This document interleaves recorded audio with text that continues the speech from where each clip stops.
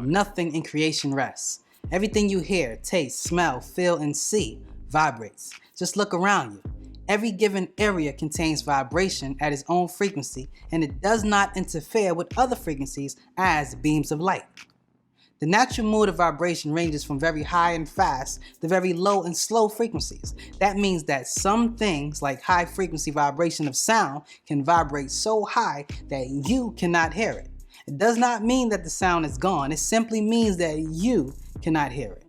There are also sounds that are so low in frequencies of vibration that you also are unable to hear it. This reality tells us that at both extremes of sound, whether high or low, you are limited to its perception. This same phenomenon also extends to vision.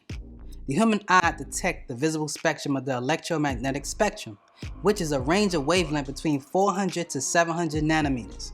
Every other wavelength of light outside of this visible spectrum is considered invisible to the human eye, primarily because it cannot activate photoreceptors in your eyes, allowing you to see it. So, the wavelength of light is also still there, but again, you are unable to see it. With this actual fact in mind, it stands to reason that there are states of existence that are beyond human comprehension. Very few are aware, and even smaller groups are able to achieve access to the ethereal levels of their physical senses in order to detect higher planes of existence. Welcome to Back to the Basics, where you learn facts, hope you embrace it. Watch, like, share, bring in awareness. Watch, like, share, bring in awareness. I'm fearless. Welcome to Back to the Basics, where you learn facts, hope you embrace it. Watch, like, share, bring in awareness. Watch, like, share, bring in. So, why can't you detect it? Well, because you forgot you were more than a human being. You forgot that your real self is not the body. You forgot that your real self is independent of the body which it inhabits. You forgot that your real self is even independent of the mechanism of the mind, which it uses as an instrument. You forgot that your real self is a drop from the divine ocean of all and is eternal and indestructible, meaning it cannot die or be annihilated. And no matter what becomes of the physical body, your real self will still exist in various moods and vibration. That is why people believe in life after death. And since we all were given life into this physical material plane, then we must have come from somewhere else prior to our physical manifestation.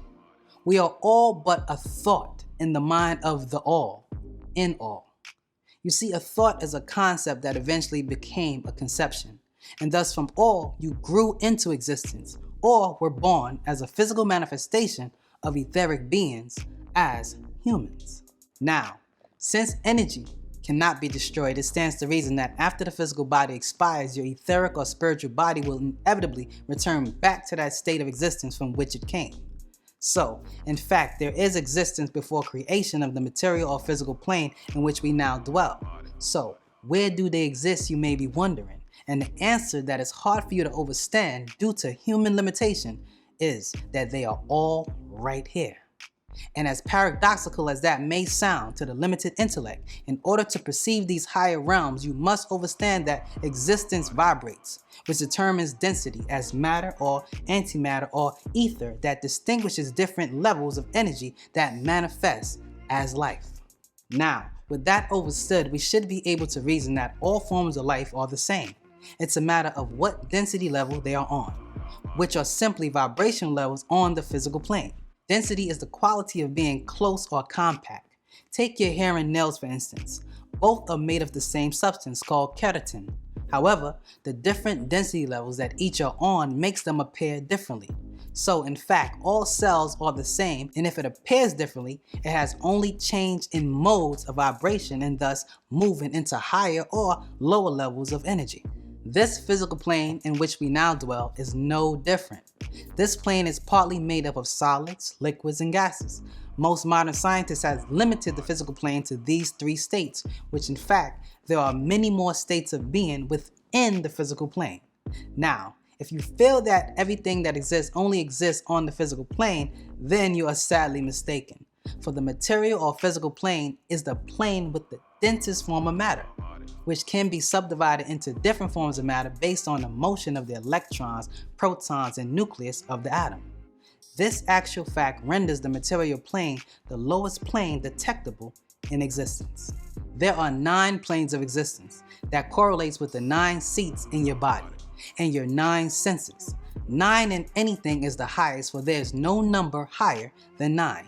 Any number thought to be above 9 are really compound figures, meaning 11 is a compound of 2 ones and 12 is a compound of a 1 and 2. That's all. These 9 planes that I speak of are simply distinct and intricate modes of vibration woven into one another so uniquely that one cannot determine where one plane begins and another plane ends. The reason this happens is because vibrational levels are capable of occupying the same space at the same time. Thus, all the planes of existence are right here, differentiated by modes of vibration level subdivided. Thus, it's not a matter of where these planes exist, it's a matter of fact that they exist. And just as you have so-called governors of the physical realm, there are also etheric beings that governs all the various modes of vibration, including this meager physical plane. Now, everything that is alive must be stimulated by something else for it to function. Take your cell phone for instance. In order for it to work, it needs some form of charge, which is the power that makes it work. Well, your physical life is no exception. In order for you to be alive, something else must exist as the charge or vital force that makes life possible. For instance, what we inhale, trees exhale, and what we exhale, trees inhale. The plants take in water through the roots and carbon dioxide from the air. With the energy from the sun, they are able to perform photosynthesis to make glucose and oxygen. Now, while the plant uses the glucose as food to grow, the oxygen is a byproduct that we use to breathe. This interdependent relationship between humans, animals, and nature is made possible by way of the energy supply, without which the denser part of you would not be able to live. Your body and the energies that make life possible are directed and controlled by what the ancients refer to as the plane of force. The plane of force, which is the second plane, is the energy plane where the ultrafine ethers penetrate the higher regions of the physical plane. Meaning, it is the result of what you detect with your physical senses, and thus it is all around you, and it is as much a part of you as the physical plane is. However, your senses are not conditioned enough for you to detect it. The plane of force and the material plane works together in perfect harmony, carrying out the cycles of nature devotedly and so perfect each year. This plane is largely composed of etheric duplicates. That is to say that everything in the physical realm has an etheric counterpart in energy form. Being that this is the energy realm, it consists of ordinary forms of energy like heat, light, attraction, and electricity, as well as those forms of energy that are finer, which gives human beings and nature its vitality. That is the ability to grow and reproduce. This vital life force, which sets life on the physical into motion, is called Sekhem to us ancient Egyptian, also known as prana to the Hindus and the fish to the Hebrews. Every action and reaction of growth and reproduction is a result from Sekhem. This vital life force harmonizes the entire life of the human being and nature because it is constant of rhythmic pulsation in nature known to you as seasons. So you can see that the plane of force is perfectly woven into all matter on the material plane. On the plane of force, matter is not solid, liquid, or gas as you understand it on the material plane. How? Because they are more refined because of its vibration at a much higher speed. The mother of matter is nature, and nature is a result of the plane of force. Since nature is a result of the plane of force, we can conclude that on the plane of force, there is no distance, no temperature, no seasons, no days or nights, and therefore no time. For all of these are the result of the plane of force, manifested in the physical plane. The word nature etymologically means to give birth, or to be born, from the ancient Egyptian word neteru. The life force in the waters and the sun and the minor particles of living energy is the plane of force. Now, since planes have no spatial distinction of degrees, each plane blends into the other, overlapping, therefore having a common area of space. So, once you vibrate above the plane of force, you move towards the etheric state or exoplasma, known as the spiritual plane, which is the third of the 9 planes. also called the astral plane. On the spiritual plane, we discover we have another set of senses, which are merely the counterpart of our physical senses, both of which are 9. Refer to my video, Higher Senses. These spiritual senses function on the spiritual plane with the spiritual body, just as our physical senses do on the material plane with the physical body. The spiritual body and senses are attached to our physical form by a very thin cobweb-like etheric cord, invisible to the naked eye. This is also the plane by which contact with someone who have died or translated and is residing on the spiritual plane may be made. Upon reaching the spiritual plane, according to your deeds, it is determined whether or not you proceed or recycle into incarnation. Now, how do we know the spiritual plane exists? Well, at one time, scientists could not explain spiritual matters until of recent when they split the hydrogen atom. You see, it was taught that the hydrogen atom has a weight of 1, and when they split it, they found that it was composed of subatomic particles such as quarks. Now, these subatomic particles are a second degree of the atom, which does not have a weight. This is significant because existence is to exist, and to exist is to have a sum or a weight or mass, and these quarks have neither, just as spiritual matters. This discovery of quarks was a blatant admittance that there is a form of living intelligence and force that have no sum on this physical side of things, and thus this verifies the spiritual plane. What? But ignorant scientists refuse to admit that it's the spiritual, for they believe that you cannot contact or communicate with it. What fools these mortals be. We ancients have been doing just that for thousands of years, way before religious mythology was forced upon us, cutting us off our direct link to it. Above the spiritual plane is the 4th realm or density called the mental plane. Why the mental? Well, because these subatomic particles are so intelligent that it invaded your body to become you.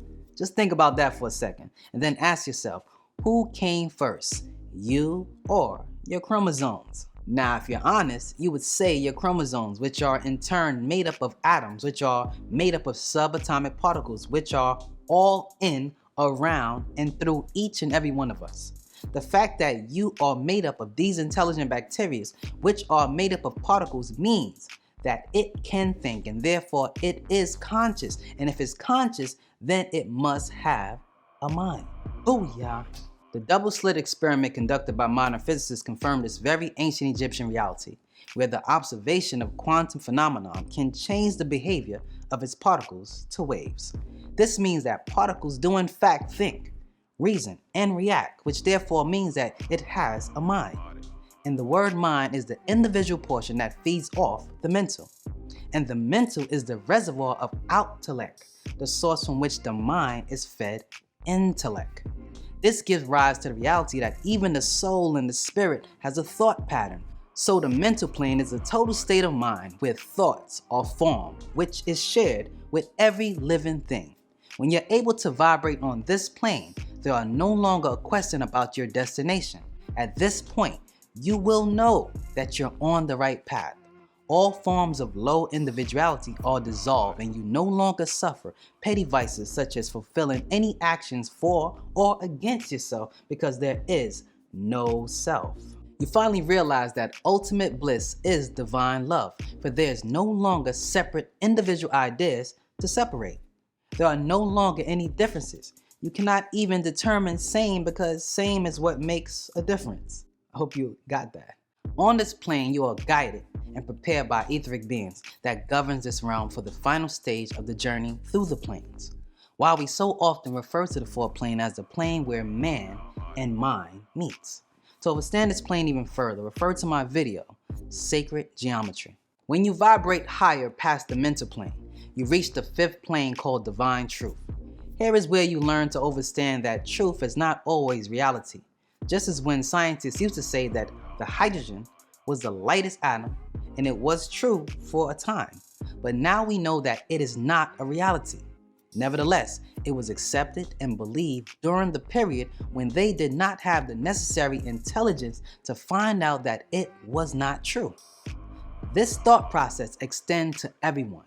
That is why many people say things today like, "This is who I am," and This is my truth, but fail to realize that your truth is not always reality. So, as you vibrate even higher, you enter the sixth plane, called divine reality. Now, since the plane of truth is what you think you are, and what you want others to think about you, it can be subjective. Therefore, there must be a reality of who you really are. And the answer to that question manifests itself only to you and nobody else.